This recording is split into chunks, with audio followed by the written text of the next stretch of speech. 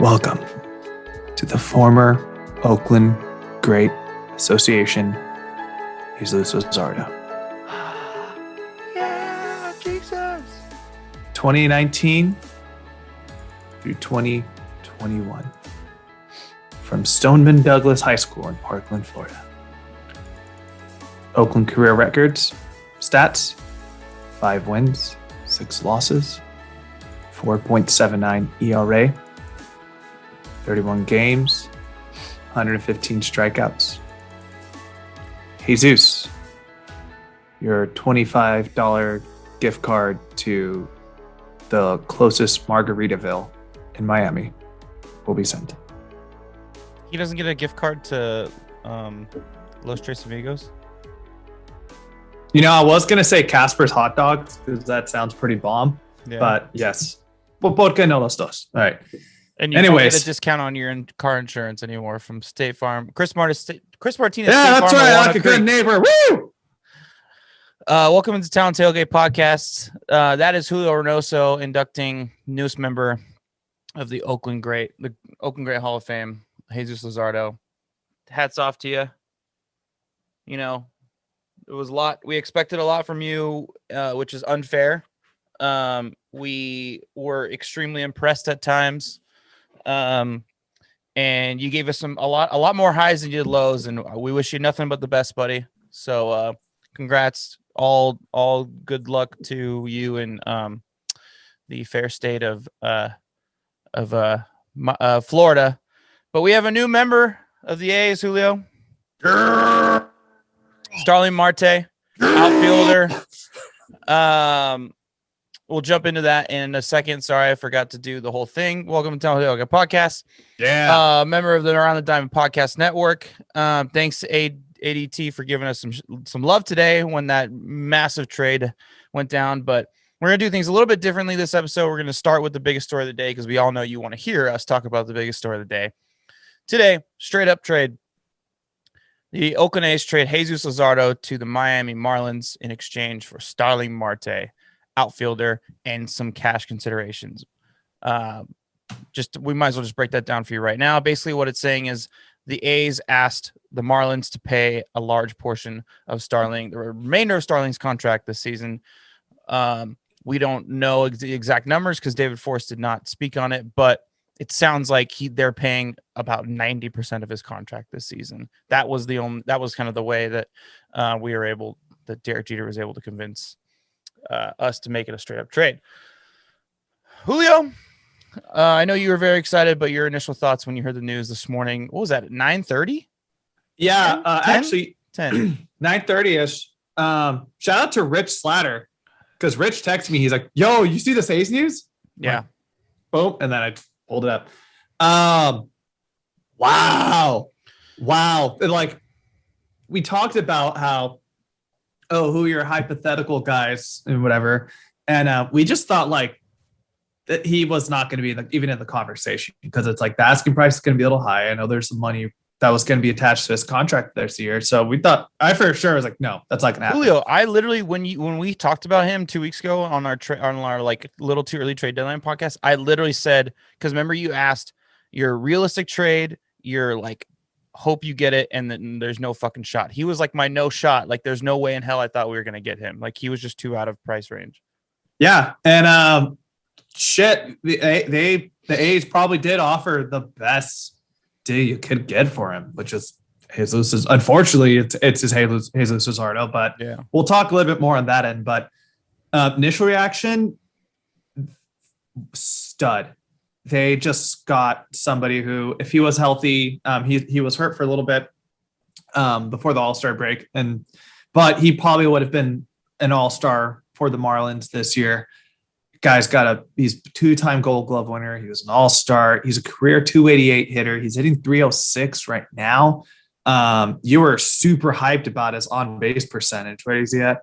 He's ninth. 407. He's ninth in the league in OBP with 407.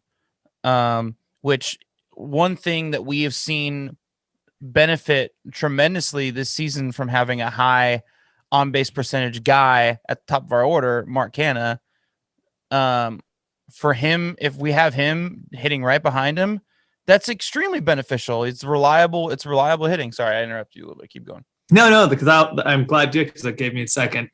We're all huge fans of leadoff Canna and what he does for being on base.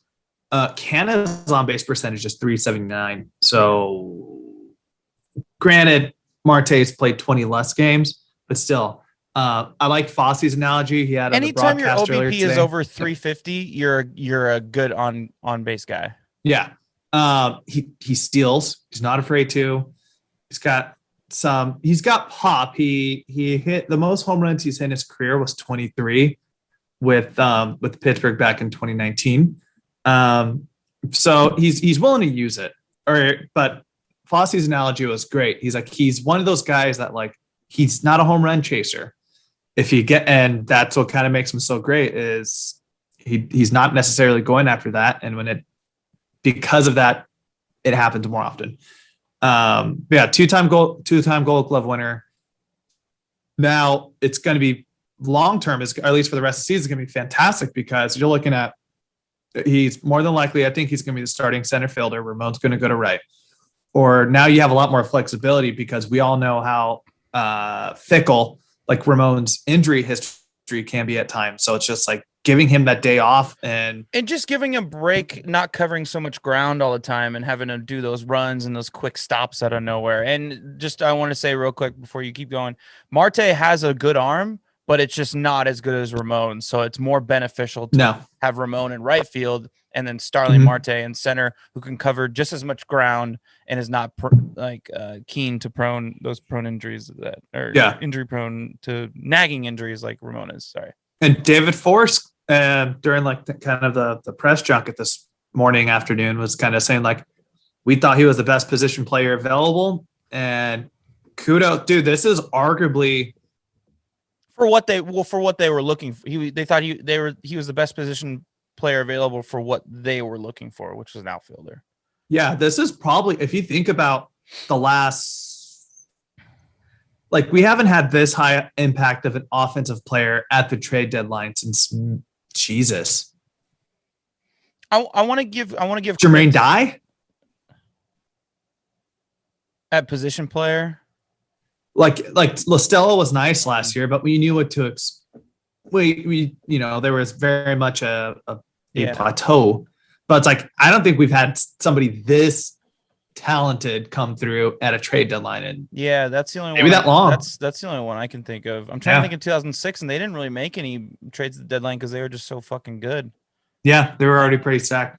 So I want to give credit to David Force, because the past 2 seasons at the deadline, they have a very clear need that they need to address, and they get the best player available on the market at that position. So kudos to you. You're not holding back. I think this season you're going for a little bit more. I know last season we needed a second baseman. We got the best available. He was good, but he's no Chase Utley. You know what I'm saying? But he was good. He was the best at that position. This is the exact same situation in my opinion. I mean, I guess you could argue that Chris Bryant plays outfield, but he's a third baseman, so I guess the best player available at outfield was Starling Marte. Now, yeah, go ahead.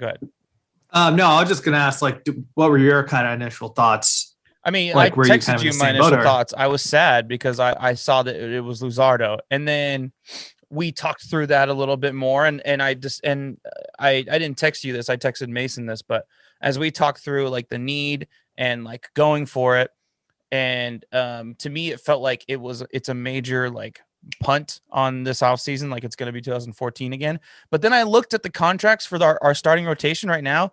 Everybody is locked up until beyond next season. So it's not necessarily we're going to push it all in this season and we're going to reset this offseason and get a bunch of prospects. No, their rotation is figured out next season already. And we have 2 young guys coming up who are looking pretty good. If AJ Puck can stay healthy, he was our top prospect for a long time. And Dalton Jeffries is pitching above average in minor leagues, and he's more or less ready to come up. So it's not like we lose depth either. At the end of the day, Jesus Luzardo was not on the major league roster. this rotation, like we got very lucky this year. It kind of figured itself out, and it figured itself out like beyond what anybody's expectations were. And pretty quickly too. By like Yeah. end of May, we were pretty much set. And there was really no place for him on the roster in that rotation spot. And you look at the future past 2023, you know, Bassett's going to be a free agent in 2023. Minaya is going to be a free agent in 2023. I probably don't, those guys are probably going to be gone realistically. But after that, Cole Irvin is locked up until 2026. James Caprillion is locked up until 2027. AJ Puck is locked up until 2026.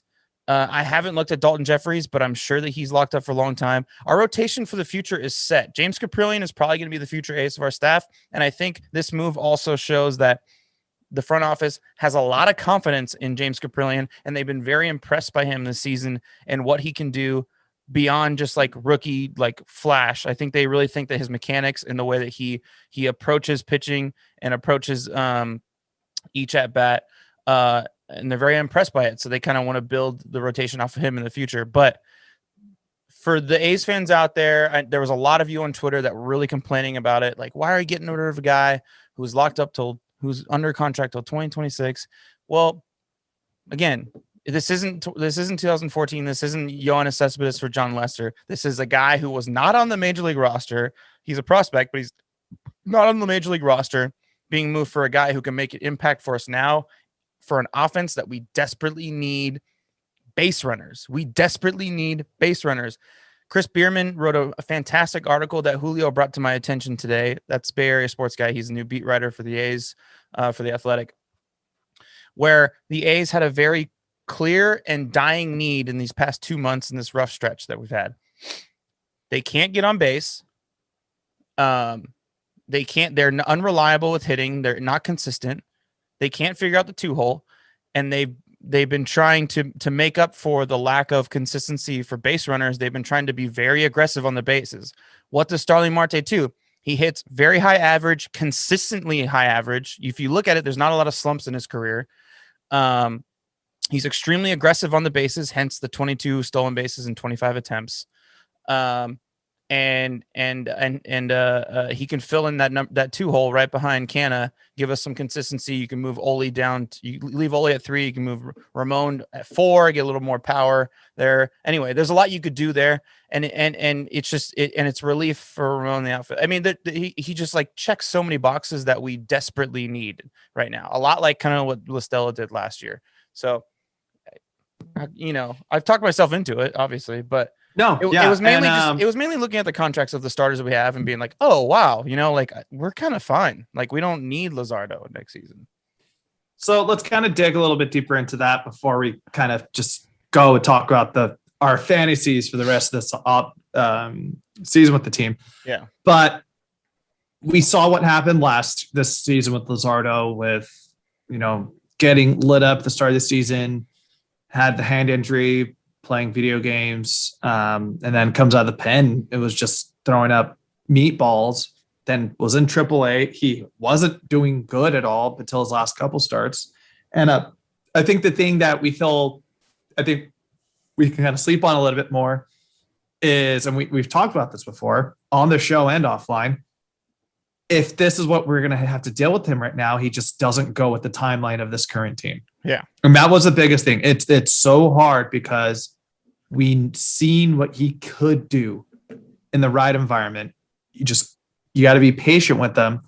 But at the same time, throughout his whole career in Oakland, or really his whole baseball career, even before he became pro, he's had injury problems. He had Tommy John when he was in high school. He had the shoulder surgery in the A's work.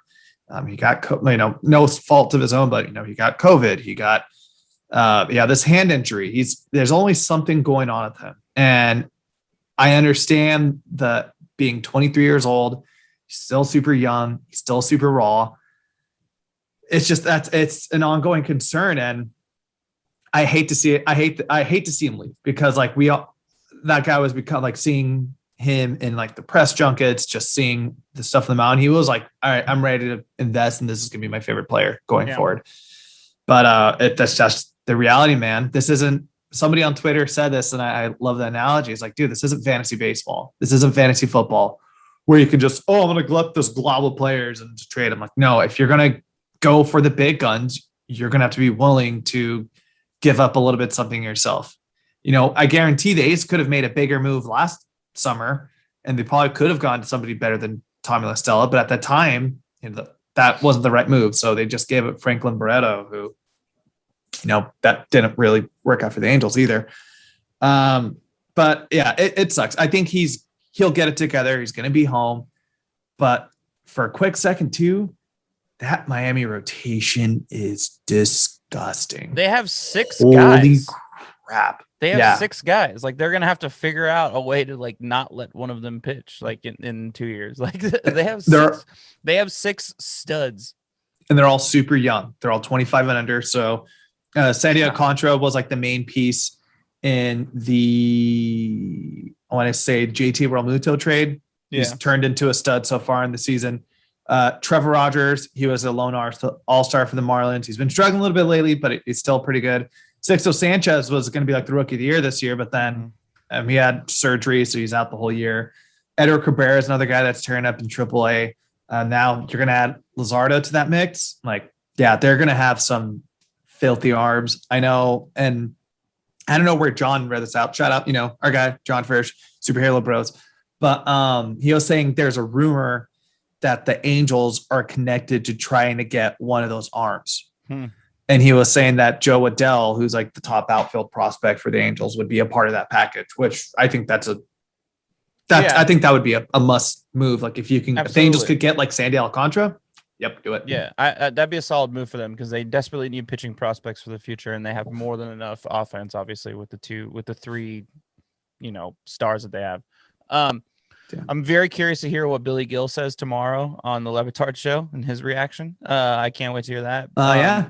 But one thing that was really sticking in my head a lot today was when we did our opening day preview this year, and we found out that Seabass was starting opening day, and it wasn't Luzardo. The first thing that I said was, we're going to have plenty of opening days in the future where Luzardo will be the opening day starter. So let's give Seabass this one. He deserves it. And like, I just like that really like resonated with me today, where it's like, wow, like he's gone now. Like that statement is not like going to come to fruition. And it's like, I don't know. It just bummed me out a little bit, but at the end of the day, honestly, what made me feel better today was that we beat the shit out of the Padres 10-0. Yes. That was really what made me feel better, but and we're going to get to that later. Yeah. But yeah. And we're going to jump to the rest or so in a minute, but now let's just play some hypothetical. Let's just fucking hype the shit out of each other. Yeah. Do the A's have the best starting outfield in baseball right now with those 3? See, that's been going through my mind all day too. I'm glad you put this on the rundown without he snuck this for the listeners. He snuck this in there without telling me. But I mean, and I put a bunch of outfield groups in there too, so we can kind of say yes or no. Yeah, see? Man. Oh no. If Bellinger wasn't having the shittiest season ever, it would be the Dodgers. But let's run through this. Let's run through this. Okay. So the first one I wrote down: Red Sox outfield: JD Martinez, Hunter Renfroe, Alex Verdugo. Yeah, it's a really good outfield. Really good. Yeah.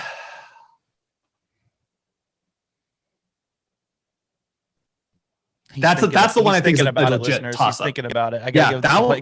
That one's quiet for too long. I had to let them know.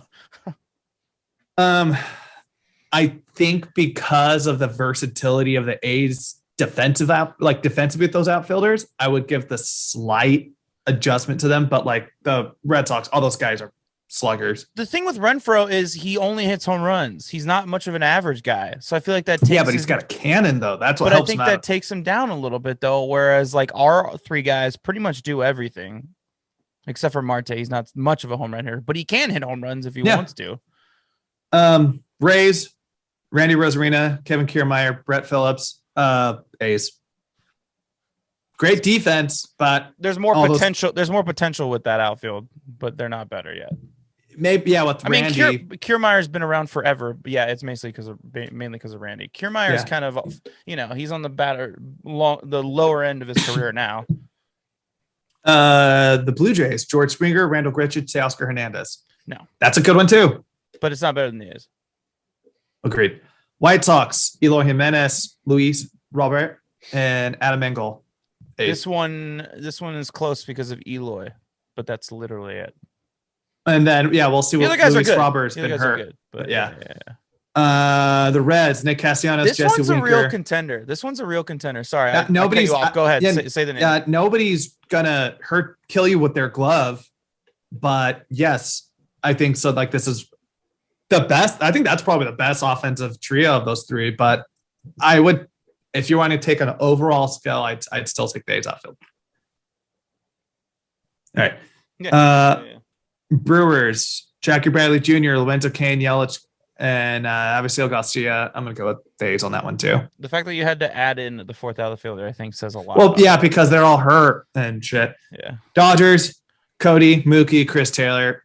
1 year ago, yeah. Yeah. 1 year ago, yeah. I think if you're present day, I would go with the A's. But who knows? If Cody Bellinger could, like Mookie come back from his injury, Cody comes back and snaps out of it. Last 2 matches, just go on this tear because they can do that. But I'd put the A's over in front of him right now. And then last, I think this might be the best one. Will Myers, Tommy Pham, Trent Grisham. I still like the A's outfield a little bit better. So let me throw it to you a different perspective. The A's have 0 outfielders, and almost every single one of these outfields has at least one, or all-stars, sorry. The A's have no all-stars in that current outfield. They have a lot of guys who maybe could have been, probably should have been, and got robbed, but that's not quite the case. When you look at all these outfielders, all these outfields, most of them have at least one all-star in it. So it's like, I mean, now we have one. Was Marte an all-star this year? He was an all-star in 18, 16? 2016. Yeah, he's been an all-star. But like, you're right though. Him, Ramon, and Canna probably could have been all-stars this year if they didn't get hurt. Yeah. Yeah. So I would probably put Boston first, Oakland second, and then San Diego.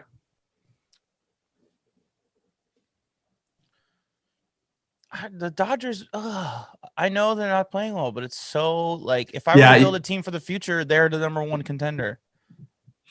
Yeah. You know? They're like, Cody's still stupid young. Mookie's one of the best players in baseball, and it's tough. But there's another Ace trade. We're going to talk about that later, folks.